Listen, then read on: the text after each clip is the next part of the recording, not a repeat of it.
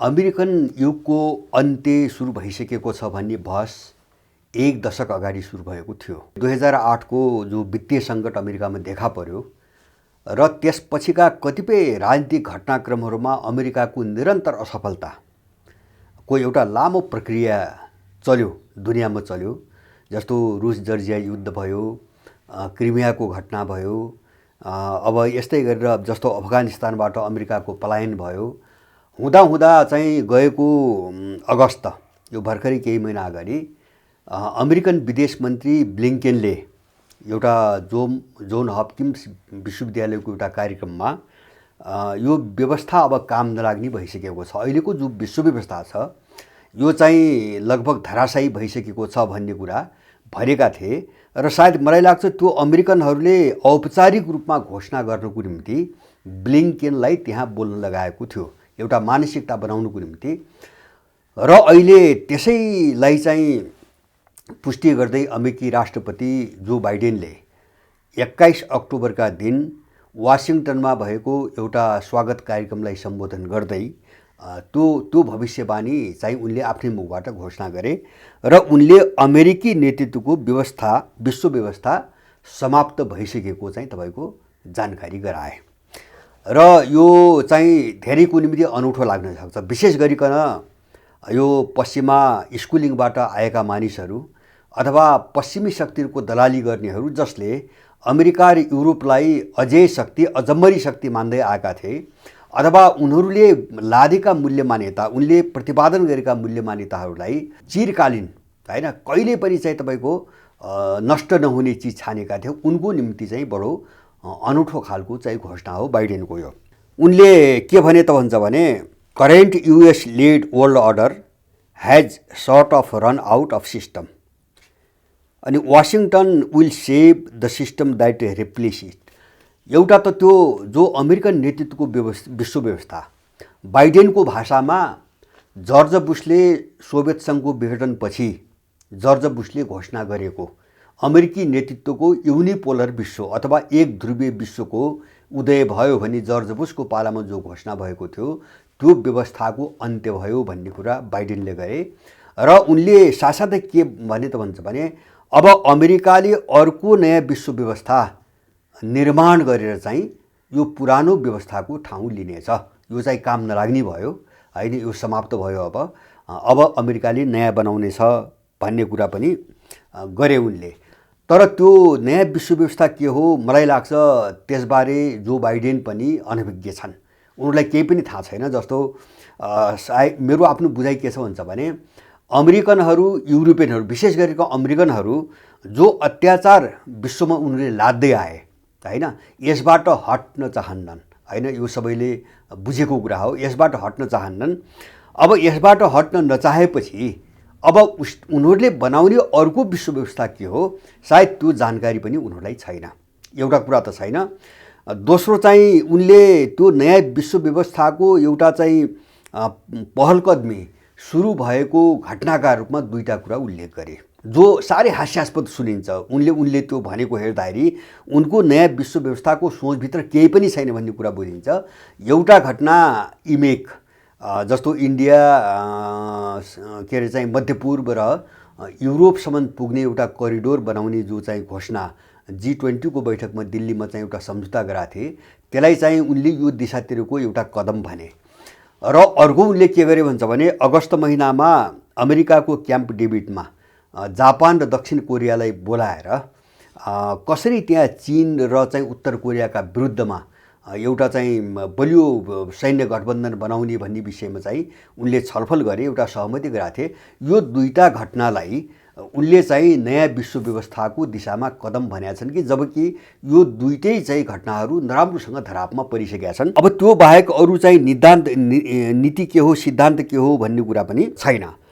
अर्को चाहिँ उनले त्यही उसमा चाहिँ गजबका कुरा के गरेका छन् भन्छ भने अहिले अमेरिका दुईटा युद्धको निम्ति लडिरहेको छ। उनले भन्न खोजेको युक्रेन र इजरायल हैन, फिलिस्तिनहरूसँग दुईवटा युद्ध लडिरहेको छ र त्यसको निम्ति पैसाको अभावसँग सङ्घर्ष गरिरहेको छ, यो कुरो पनि उनले भने।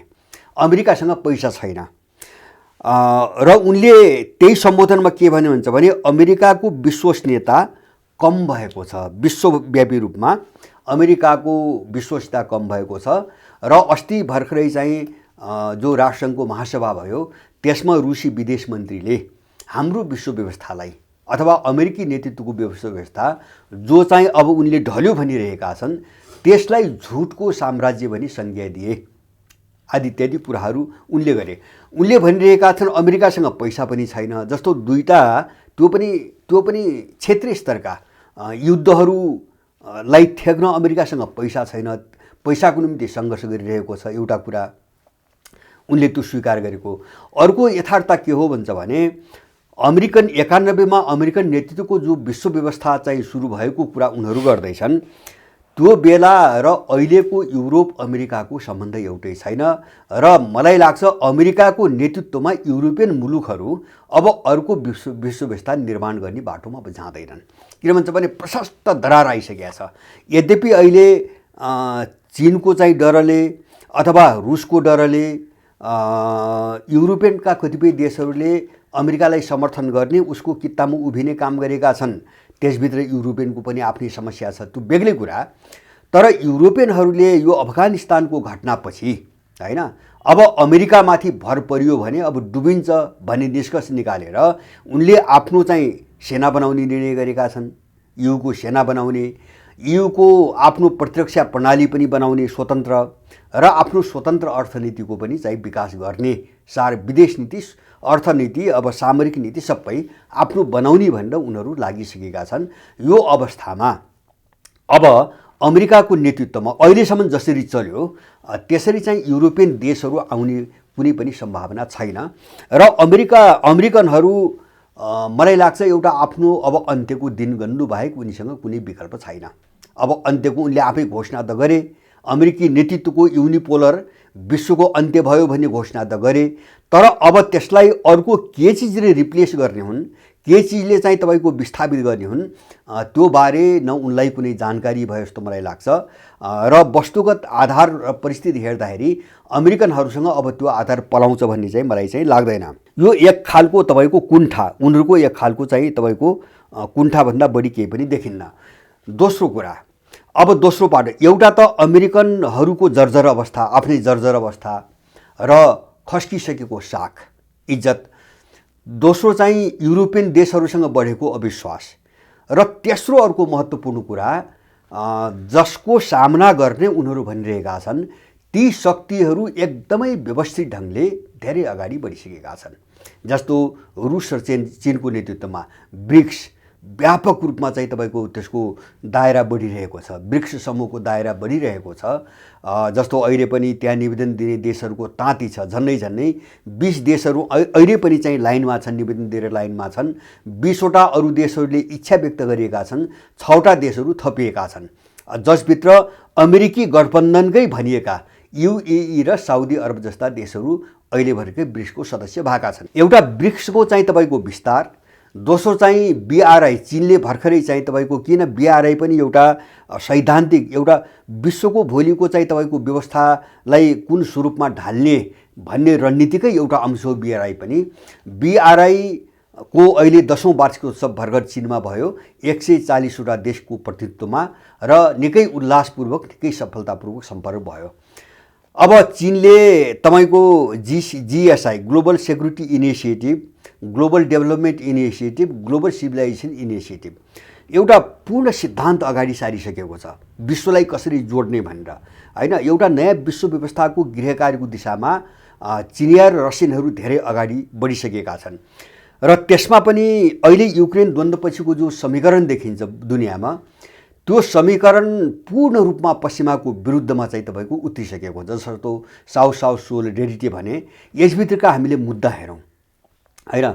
जस्तो मुद्दा हेर्दाखेरि के अरे चाहिँ बहुध्रुवीय विश्व, त्यसपछि चाहिँ तपाईँको सिभिलाइजेसन स्टेट, सभ्यता राज्यहरू हैन, जो पुटिनले विशेष गरेर रसियनहरूले बारम्बार जोड दिएर उठाइरहेका छन्। डिडलराइजेसन, डलर मुक्त चाहिँ तपाईँको आर्थिक दुनियाँ, गैर पश्चिमाकरण, यिनको रुल बेस्ड वर्ल्ड अर्डरको विकल्पमा ल बेस्ड कानुनमा आधारित विश्व व्यवस्था अथवा चाहिँ राजनीतिक सिस्टमलाई इम्पोज गर्न लाद्न पाइँदैन, कसैका मूल्य मान्यताहरू कसैका व्यवस्था प्रणालीहरू लाद्न पाइँदैन आदि इत्यादि यस्ता मुद्दाहरूमा चाहिँ लामो समयदेखि बहस मात्रै भइरहेको छैन कि दुनियाँ एकहोरो रूपमा ढल्किसकेका छ। अब यिनी मुद्दाको विरुद्धमा यदि कोही छ भने त्यो G7 का वरिपरि र केही नेटोसँग सम्बद्ध केही देश बाहेक दुनियाँको कुनै पनि देश छैन। सबैले आफ्नो बाटो चाहिँ तय सुरु गरिसकेका छन्, आफ्नो बाटोमा अगाडि बढिसकेका छन्। र यो हेर्दाखेरि मैले के देख्छु भन्छ भने अमेरिकनहरू एउटा नराम्रो दलदलमा फसे हैन, अब आफ्नै कारणले फसे। जस्तो अरूलाई लडाउने हैन, भिडाउने, फाइदा उठाउने, एउटा हत्या हिंसाका स्रोत भनेकै अमेरिकनहरू, यही सिकेर बानी परेको अमेरिकनहरू अहिले उम्किन नसक्ने दलदलमा फसे। अब त्यो दलदलबाट उम्कन सक्ने मैले चाहिँ तपाईको उनको ठाउँ दिँदैन। अहिले त्यही भएर चाहिँ अमेरिकनहरूको जोड यो पछिल्लो काल के देखिन्छ भन्छ भने त्यो पनि अमेरिका, मैले नेटोको भन्दैन, जस्तो नेटो कुन हालतमा अहिले गयो भन्छ भने नेटोभित्र सामूहिक रूपमा अब कुनै पनि निर्णय हुँदैन। जस्तो हङ्गेरी सिधै विरुद्धमा उठिसकेको छ, धेरै पहिलेदेखि खडा छ। स्लोभाकियाको स्थिति त्यही छ। अहिले जुन व्यक्तिले चुनाव जिते उनी पुरै रुस समर्थक, अब ठ्याक्कै युक्रेनको रणनीतिको अहिलेसम्म पश्चिमाहरूको जुन रणनीति थियो त्यसको विरुद्धमा खडा भएका छन्। अब टर्की अहिले अरब इजरायलको चाहिँ द्वन्द्वपछि, हमास र चाहिँ इजरायलको द्वन्द्वपछि अब टर्की अमेरिकाको विरुद्धमा चाहिँ निकै अगाडि गइसकेको छ। इजरायल र चाहिँ अमेरिकाको विरुद्धमा ऊ चाहिँ निकै अगाडि गइसकेको छ। र अर्कोतिर मैले अघि नै भने उनीहरूभित्र नेटोभित्रै पनि तपाईँको एउटा त विभाजन, दोस्रो चाहिँ युरोपका केही देशहरू, मुख्य देशहरू जस्तो जर्मनी भयो, फ्रान्स भयो, अथवा इटली भयो, स्पेन भयो लगायतका केही देशहरू अमेरिकाप्रतिको अविश्वास अथवा अन्तर्विरोध, अमेरिकाको चाहिँ अब पछि लाग्नु हुँदैन भन्ने खालको एक खालको मानसिकता। अर्को खालको ती देशहरूलाई अब अमेरिकाको पछि लाग्ने किन सम्भव छैन भन्छ भने ती देशहरूभित्रै जो अहिले चाहिँ सत्तामा छन् उनका विरुद्धमा चाहिँ जबरजस्त जनमत चाहिँ तपाईँको विकास भइरहेको छ। जस्तो जर्मनीको स्थानीय चुनावमा अहिलेको सत्ताधारी दलले नराम्रोसँग पराजय हासिल गरेको छ।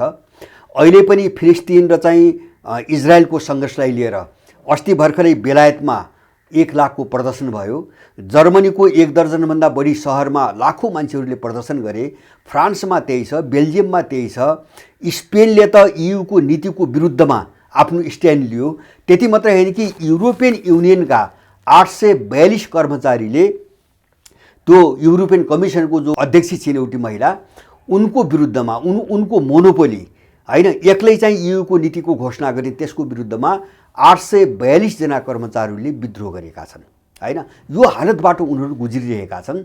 त्यसकारणले गर्दाखेरि अबको एक त अमेरिकालाई मात्रै विश्वास गरेर जान सक्ने अवस्था छैन, अर्कोतिर आफै भित्रको जो अन्तर्विरोध र द्वन्द्व हो त्यसले पनि चाहिँ अब ठोस, जस्तो अहिले चीन र रुसका विरुद्धमा कुनै ठोस भूमिका खेल्न सक्ने अवस्था चाहिँ तपाईको युरोपियनको पनि देखिँदैन। अब यो जो दलदलमा फसे नि, जस्तो अब यो अमेरिकाले अर्को विश्व व्यवस्था बनाउँछ कसरी हैन। उसले भन्छ उसँग पैसा छैन, विश्वस्तता खस्क्यो, अब साझेदारहरूसँग अविश्वास बढ्यो, अन्तर्विरोध, र आफ्नै देशभित्र पनि ऊ कस्तो हालतमा छ भन्छ भने त्यो हाउसको अध्यक्षलाई तेस्रो पटक पनि उनीहरू चयन गर्न असफल भए। जुन अबदस्त भएको थिए एकजना म्याकार्थी, त्यसपछि 2टा प्रयास भए, 2टै प्रयास पनि तपाईँको असफल भए। र अब त्यो चाहिँ तपाईँको द्वन्द्व कहाँ गएर टुङ्गियो हो एकदमै अनिश्चित छ। अमेरिका आफै यो हालतबाट गुज्रिरहेको छ, तर उसले अर्को विश्व व्यवस्था निर्माण गर्ने चाहिँ तपाईँको घोषणा गरिरहेको छ। उसको अरू केही पनि देख्दैन मैले। उसको एउटा चाहिँ मृगतृष्णा, एउटा चाहिँ आशा के देखिन्छ उसले पालेको देख्छु भन्छ भने यस्तै खालका युद्ध मोर्चाहरू हैन, विश्वका चाहिँ 8-10वटा ठाउँमा खोलिदिन सक्ने हो, अरूलाई लडाइदिन सक्ने हो भने अब त्यही लडाइँको बिचमा हतियार बेचेर अलिकति उँभो लागिन्छ कि, र अब यो डुबिसकेको जहाजलाई लगभग डुब्न तयारी अवस्थामा रहेको जहाजलाई काहीँ जोगाउन सकिन्छ कि भन्ने दाउमा अमेरिका छ। अरू यसको केही उपाय छैन। जस्तो युक्रेन द्वन्द्व, युक्रेनलाई सिद्ध्यायो र अरब इजरायल द्वन्द्वपछि त युक्रेन पनि घरको न घाटको भयो। अब अमेरिकनहरूले ठुलो सहयोगको कटौती गरिदिइसकेका छन्। उनको निम्ति महत्त्वको चाहिँ तपाईँको ठाउँ भनेको मध्यपूर्व हो होइन। युक्रेन भयो, त्यसपछि चाहिँ मध्यपूर्वमा चाहिँ अर्को चाहिँ द्वन्द्व सुरु भयो र उनको अधिकतम जोड अमेरिकनहरूको अहिले पूर्वी एसिया, जस्तो अहिले दक्षिण कोरिया र जापानसँग मिलेर त्यो क्षेत्रमा सबैभन्दा ठुलो, इतिहासको सबैभन्दा ठुलो सैन्य अभ्यास सुरु गरेको छ अमेरिकाले र फिलिपिन्सलाई चीनसँग लडाउन भगीरथ कोसिस गरिरहेको छ। यस्तै गरेर जस्तो तपाईँको कोसोभो होइन, अर्कोतिर तपाईँको सर्बिया र कोसोभोको एउटा युद्ध गराउने ताकमा पनि उनीहरू छन्। अब अरूलाई युद्धमा कसरी फसाउने भन्ने एउटा रणनीति बाहेक अमेरिकाको अहिलेको अर्को व्यवस्था सम्बन्धी कुनै पनि चाहिँ तपाईँको सोच धारणा देखिन्न। मैले अघि नै भने उसले अहिलेसम्म लादेको विश्व व्यवस्था गनायो, सिद्धो, समाप्त भयो। ऊ आफै भन्यो ढलिसकेको छ भन्दैछ। अब तिनी सोच र मूल्य मान्यता छोड्न पनि ऊ तयार छैन। त्यही हिजोको जो चाहिँ प्रभुत्व हो होइन, जुन दादागिरी हो, त्यसलाई कसरी पुनर्जीवित गर्ने भन्ने सोच मात्रै छ। तर ऊ गरिरहेको छ नयाँ विश्व व्यवस्थाको कुरा। अब त्यसको सिद्धान्त के हो, त्यसको नीति के हो, त्यसको मूल्य मान्यता के हो, यो कुनै पनि अमेरिकनलाई थाहा छैन र मलाई लाग्छ यो उनलाई थाहा पनि हुने छैन। र यो थाहा पाउने कोसिस गर्दा गर्दै अमेरिकन साम्राज्यको जहाज डुबेको घोषणा गर्न मात्रै अब बाँकी छ। अमेरिका डुब्न सुरु गरेको छ। अब यो घटना जो बाइडेनको जो चाहिँ तपाईँको एउटा अभिव्यक्ति आयो, यो संसारको निम्ति एउटा सुखद समाचार हो होइन। विशेष गरेर तपाईँको 500 वर्ष यताको जो पश्चिमाहरूको अत्याचार र ज्यादती थियो संसारभरि, त्यसबाट मुक्तिको एउटा चाहिँ सङ्केत, बलियो सङ्केत चाहिँ देखा परेको छ। विशेष गरिकन 1991 सोभियत सङ्घको विघटन भइसकेपछि छाडा तपाईँको राँगो झैँ होइन, अमेरिकाले होइन नेटोको नाममा जो बर्बरता संसारभरि चाहिँ लाद्दै आएको थियो, त्यसको अन्त्य सन्निकट आइसकेको छ। र अमेरिका यति डराइसकेको छ कि त्यो एउटै उसबाट पनि बुझिन्छ, यो हमास र चाहिँ तपाईँको इजरायलीहरूको द्वन्द्वमा होइन, अमेरिकाले भर्खरै अमेरिकन राष्ट्रपतिले चेतावनी दिएका छन् इजरायललाई कि हिजबुल्लासँगको द्वन्द्वमा गल्तीले पनि नफस। यो ठुलो गल्ती, एउटा आत्मघाती कदम साबित हुनेछ भोलि। हिजबुल्लासँगको युद्धबाट जोग्यौ भनेर उनले एउटा हिजबुल्ला जसलाई उनले आतङ्कवादी भन्थे, सामान्य सङ्गठन गन्दैनथे, अब एउटा हमास नै यिनको निम्ति भारी भयो। हिजबुल्ला प्रति यत्रो आतङ्क छ। अब त्यो अमेरिकाले कसरी विश्व व्यवस्थाको अर्को विश्व व्यवस्था निर्माण गर्छ, यो कसैले पत्याउन सक्ने कुरा होइन। यसको अन्त्यको दिन निकट आइसकेको छ। यो तपाईँ हाम्रो पनि भुराइन्ती, हाम्रो देशको पनि भुराइन्ती गिजोल्न भाड्न र दलालहरू प्रयोग गरेर यो अवस्थामा ल्याउनुको निम्ति यिनीहरूले जुन भूमिका खेले, अब यसको अन्त्यको दिन पनि नजिकै छ। यो घटनालाई, जो बाइडेनको जो चाहिँ तपाईँको सम्बोधन हो, जो अभिव्यक्ति हो, यसलाई दुनियाँभरिका सबै मान्छेहरूले स्वागत गर्नुपर्छ र हामी कामना गरौँ अमेरिकी साम्राज्यवाद छिट्टै डुबेको घोषणा हो, संसारभरिले त्यो छिट्टै जानकारी पाओस्।